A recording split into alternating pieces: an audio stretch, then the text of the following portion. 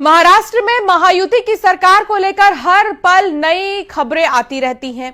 सूत्रों के मुताबिक बड़ी खबर है कि मुंबई में होने वाली महायुति की बैठक रद्द हो गई है।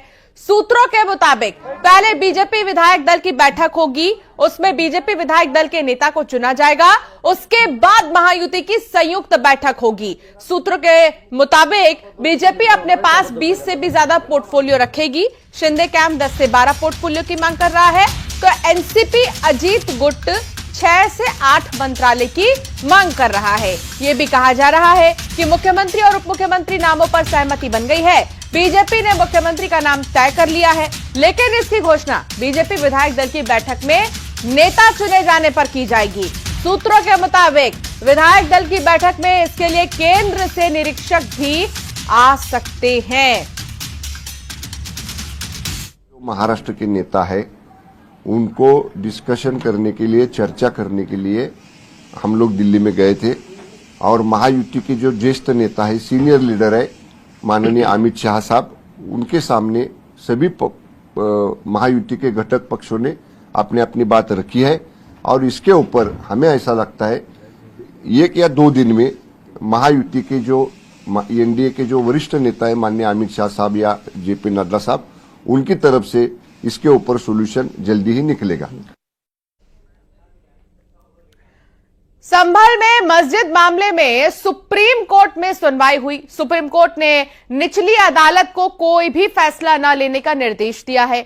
सुप्रीम कोर्ट ने साफ तौर पर कहा कि शांति व्यवस्था कायम रहनी चाहिए, इलाके में प्रशासन शांति बहाल करे। सुप्रीम कोर्ट ने याचिकाकर्ता को हाईकोर्ट जाने का निर्देश दिया। कोर्ट ने कहा कि इस मामले में निचली कोर्ट के आदेश पर कुछ आपत्तियां हैं, हाईकोर्ट की इजाजत के बिना कोई एक्शन न हो। कोर्ट ने याचिकाकर्ता से भी पूछा कि आप हाईकोर्ट क्यों नहीं गए, तो वहीं सुप्रीम कोर्ट ने सीलबंद लिफाफे में कोर्ट कमिश्नर को सर्वे की रिपोर्ट सौंपने को कहा है।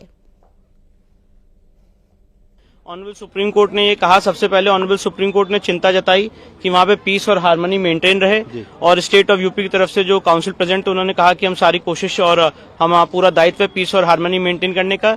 इसके बाद माननीय सुप्रीम कोर्ट ने जो मस्जिद कमेटी थी जिन्होंने एसएलपी दायर की थी, उनको कहा कि आप इस ऑर्डर को हाईकोर्ट में चैलेंज कर सकते हैं और हाईकोर्ट में जाने का उनको एक लिबर्टी दी है। साथ ही साथ ऑनरेबल सुप्रीम कोर्ट ने यह भी कहा है कि 3 दिन के अंदर अगर आप हाईकोर्ट में याचिका दायर करते हैं तो मामला हाईकोर्ट के सामने लिस्ट किया जाए और हाईकोर्ट के फर्दर डायरेक्शंस तक के लिए वेट किया जाए और तब तक के लिए ट्रायल कोर्ट की प्रोसीडिंग रुकी रहेगी जब तक हाईकोर्ट अपना निर्देश नहीं दे देता है। और ये मामला अभी ट्रायल कोर्ट में 8 जनवरी को लगा हुआ है। साथ ही साथ ऑनरेबल सुप्रीम कोर्ट ने यह भी निर्देश दिया है कि जो एडवोकेट कमिश्नर महोदय हैं वो अपनी रिपोर्ट सील कवर में दाखिल करेंगे। तो इसका क्या मतलब निकाला जाए कि ट्रायल कोर्ट की प्रोसीडिंग पर एक तरह से स्टे हो गया है? नहीं, ट्रायल कोर्ट की प्रोसीडिंग का भी एक लिमिटेड स्टे है जब तक ऑनरेबल इलाहाबाद हाईकोर्ट ये अप्रोच नहीं करते हैं। और जब ऑनरेबल इलाहाबाद हाईकोर्ट अप्रोच करेंगे और मैटर ऑनरेबल हाईकोर्ट में लिस्ट हो जाएगा तो ऑनरेबल इलाहाबाद हाईकोर्ट डिसाइड करेगी कि ट्रायल कोर्ट की प्रोसीडिंग स्टे रहनी की नहीं रहनी है। पर साथ ही साथ जो एडवोकेट कमीशन है उसको रिपोर्ट दाखिल करने से नहीं। संभल के बाद अजमेर दरगाह को लेकर भी विवाद बढ़ रहा है। हिंदू पक्ष दरगाह को संकट मोचन महादेव मंदिर बता रहा है। जिला अदालत ने अजमेर दरगाह शरीफ में संकट मोचन मंदिर होने से जुड़ी याचिका पर अजमेर दरगाह कमेटी, अल्पसंख्यक मंत्रालय और एएसआई को नोटिस जारी किया है, जिससे लेकर दोनों पक्षों में विवाद बढ़ गया है।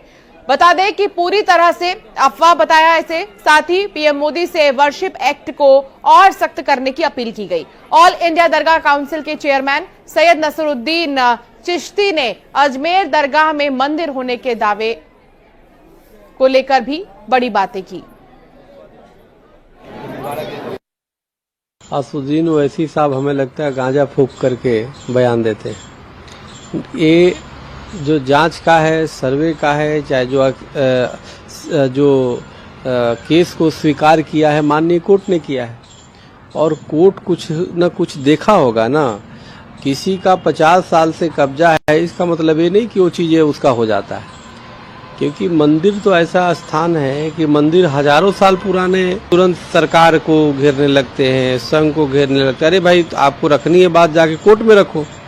तो असुद्दीन ओवैसी जी खुद जो है न्याय से डरते हैं, क्योंकि इनके जो पूर्वजों के द्वारा किया गया, मुगलों के द्वारा पाप है वो सामने आ रहा है। तो इसलिए वो कहीं ना कहीं हताशा में है, निराशा में है, इसलिए वो मुस्लिम कार्ड खेलते हैं, विक्टिम कार्ड खेलते हैं। तो उनके बात में कोई दम नहीं है। दूध का दूध, पानी का पानी होगा।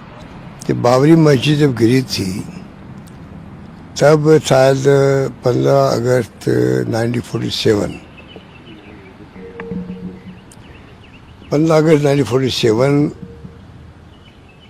को लेके कानून पास किया कि जो धार्मिक स्थान है चाहे किसी भी धर्म के हो, उन सब धार्मिक स्थानों को 15 अगस्त 47 तक जो बने हुए हैं उस पर कोई क्वेश्चन नहीं होना चाहिए, ये शांति स्थापित हो जाए। और शांति स्थापित हुई भी है, 30-35 साल हो गए। अब ये 2-4 साल में जो जब से ये RSS बीजेपी की सरकार आई है और कुछ लोग जो है धर्म के नाम पर, आप देख तो राजनीति चल रही है देश में।